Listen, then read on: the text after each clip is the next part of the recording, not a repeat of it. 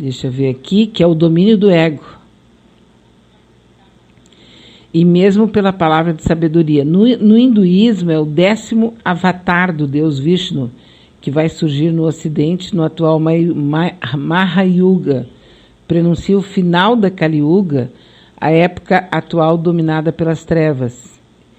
E Kalki, nesse momento, segundo os Vedas, estaria no comando do planeta, e ele significa exatamente a ganância, a corrupção, a luxúria, as guerras, a destruição da natureza, sinaliza a chegada do Apocalipse e o final de um Mahayuga, que é um grande ciclo, né? A vinda de Kalki é a encarnação do Deus Vishnu, ou Krishna, que é previsto para vir pela última vez nesse final de ciclo como um cometa resplandecente e armado com uma espada, que seria a espada da justiça.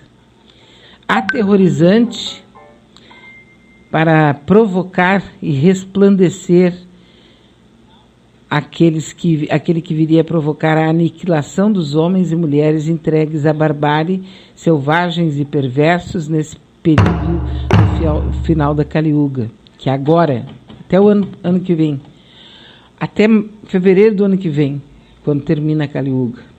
E olha que é longo o período da Kali Yuga, viu? É bem longo mesmo. São 4 grandes períodos de yugas, e yugas é eras, né? Pelos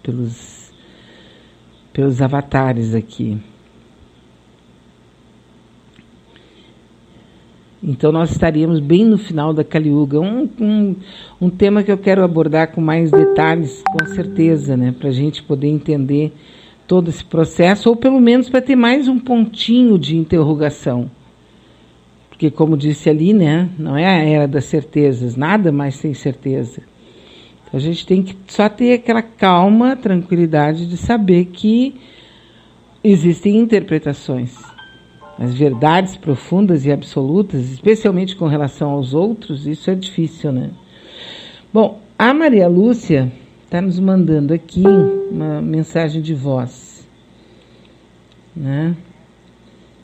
Vamos ouvi-la para ver até se eu entendo melhor o que ela quis dizer, né? Com deixar isso para a direita e tal, enfim. Vamos ouvi-la. Oi, B. Manaus Altas, bom dia. Bom dia. Eu não estou conseguindo nem que o Chico entenda o que eu estou pensando. O que eu estou pensando é o seguinte, tá? Vou dar um exemplo. Existe pessoas estudando e trabalhando com economia da cultura, onde a cultura é tratada como uma mercadoria, né? E isso é um assunto sério, isso é um assunto que não tem nada a ver com mercantilização, é um assunto, uma análise, né, da cultura dentro do capitalismo, dentro dessa sociedade que se vive, tá? Bom, esse cara, uma das coisas que ele estudou foi, eu vou simplificar pelo que eu li, é economia da medicina, tá? Então, assim, pega-se uma frase que alguém que trabalhe com economia da cultura disse, separada de todo o resto do discurso, pode soar uma coisa horrível, né? E a gente ficar chocado. E o que acontece? Eu não estou defendendo o cara. Eu só acho que a gente não pode levar esse assunto, como está sendo levado, no campo emocional. Esse cara é ruim, digamos, para o Brasil e para o povo, para nós, por outros motivos. E não por essa frase que ele disse. Então, a impressão que eu tenho é que a gente está fazendo, a gente de esquerda está fazendo o que o pessoal da direita está fazendo. Quer dizer, pega uma frase da Dilma, eu não sei o que, estocar vento. Pega uma frase da Dilma e cai em cima, né? Quando a direita teria muitas outras coisas para criticar a Dilma. Então, eu acho que a gente está fazendo a mesma coisa. Eu estou falando da forma, entende? É isso que eu estou falando, da forma como a gente está atuando, que se apegou nisso, né? Então é isso, eu não sou nazista, nunca fui, né? E a frase dele diz, é uma questão econômica, tá? E do ponto de vista econômico, se tem um velho doente, porque ele não diz um velho, ele diz um velho doente e que teve uma complicação. Do ponto de vista econômico da sociedade que se vive, vai acontecer isso, e já acontece isso, né? Quando tem a verba pouca. Isso aconteceu na Itália, quer dizer, eu acho que a gente tem que ver outras coisas. Esse cara é um cara que nunca trabalhou em saúde pública, que não tem experiência nenhuma, mas eu também não sei se o Mandetta tinha, entende? Então, bom, é isso. Então, eu te confesso que eu não tenho outra maneira de ver, uma forma de você falar, principalmente em termos políticos. No momento que ele passou a ser ministro, ele deixou de ser um oncologista e passou a ser um político. Ele até mudou algumas frases que ele já tinha dito em outro documento, né, que ele colocou uma opinião, e ontem, né? Então, me parece que ele vai fazer o jogo, e ele já está com o Bolsonaro desde o início. Ele fazia parte do grupo de apoio à candidatura do Bolsonaro, enquanto médico, oncologista do Rio de Janeiro. Entende? E essa frase, para mim, assim, essa questão de mercantilizar a vida ao ápice, porque é difícil encontrar um velho que não tenha uma doença. Então, é quase assim uma coisa natural, velho e farmácia, né? Então, quando ele mercantiliza a questão da saúde da forma mais radical possível, eu me assusto e critico isso na posição dele. Né? Nem pensei no Mandetta quando falei, não tenho conhecimento. Sei que o Mandetta é político e que certamente vai usar ele ficou assim com essa, ele manteve uma posição política o tempo inteiro. Parece que ele mudou alguma coisa a perspectiva do SUS, foi a única coisa que eu salvei de tudo isso, né? Tentou fazer um bom trabalho, mas ele está junto com uma pessoa completamente nazista, fascista, que quer abrir as portas para o comércio, dane-se se morrer metade da população. Então, eu fico com essa fala dele, e essa fala dele me assusta profundamente, sabe?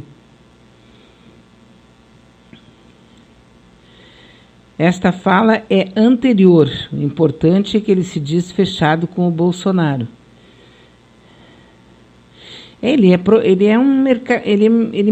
A mercadoria com a qual ele vende, faz sucesso e ganha muito dinheiro é com a vida, com a saúde. É assim, né? O pensamento dele eu não sei, eu não consigo ver uma pessoa com pensamentos separados. Me parece assim meio improvável. Uma pessoa durante uma semana eu tenho um pensamento, depois na outra semana eu tenho outro pensamento, daqui no ano que vem eu tenho outro. A pessoa é uma coisa só. Eu botei isso na minha cabeça desde pequena. Eu sou quem eu sou, né? E ele já estava, ele trabalhou durante a campanha, quando o Bolsonaro nem ainda fazia tanto sucesso. Entendeu? Então, realmente, ele fecha todas com o Bolsonaro. E aí eu sou obrigada a dizer, né? Quem fecha com o Bolsonaro, para mim, ou é ruim da cabeça ou doente do pé. Não pode ser verdade que a pessoa consiga conviver com aquilo. O que era ontem aquele cara falando? Né? Ele estava com um ponto. Ele estava repetindo o que uma voz estava dizendo para ele no ouvido. Era um ponto eletrônico. Quem é que estava com o microfone na mão? Era um general? Era o Carluxo? Ninguém sabe, né? Depois que tudo essa briga em torno do Mandetta ele quer agora, ele vai querer ignorar o Mandetta. Então ele já começou uma briga com o Maia.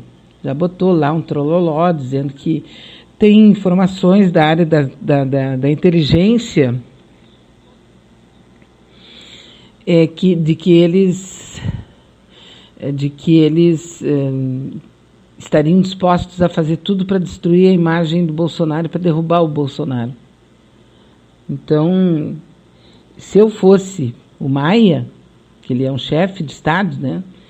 Ele é chefe de um dos poderes do Estado, o executivo é o Bolsonaro, o legislativo é o Maia, o Alcolumbre, e o do judiciário é o Toffoli. São os 3 chefes de Estado, né? Nas suas competências que a gente tem. Eu chamaria quem é chefe da inteligência do Bolsonaro, fulano, me traz esse estudo aí que prova de que eu, fulano e Beltrano, estamos... O que vocês têm a respeito? Porque isso é para manter a Gadolândia bem ocupadinha, né? Agora eles já estão com hashtag Fora Maia, já, sabe? Já mudou o campo do ódio do Bolsonaro, mudou para o Maia, não é mais o Mandetta. Enquanto isso, eles estão aprovando a carteira verde e amarela, eles estão acabando com o 13º, estão acabando com o PIS/PASEP, estão acabando com tudo. É uma terra arrasada. E eles ficam naquela disputinha, bem de maloqueiro, sabe? Bota maloqueiro nisso.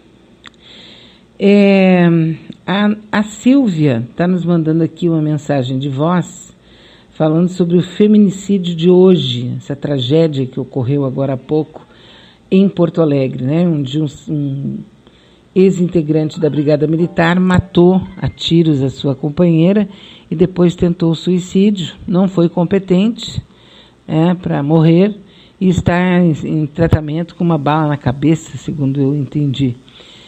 Vamos ouvir a Silvia. Bia, tu percebeu o detalhe da notícia? Hoje de manhã eu escutei numa rádio, olha o repórter falando.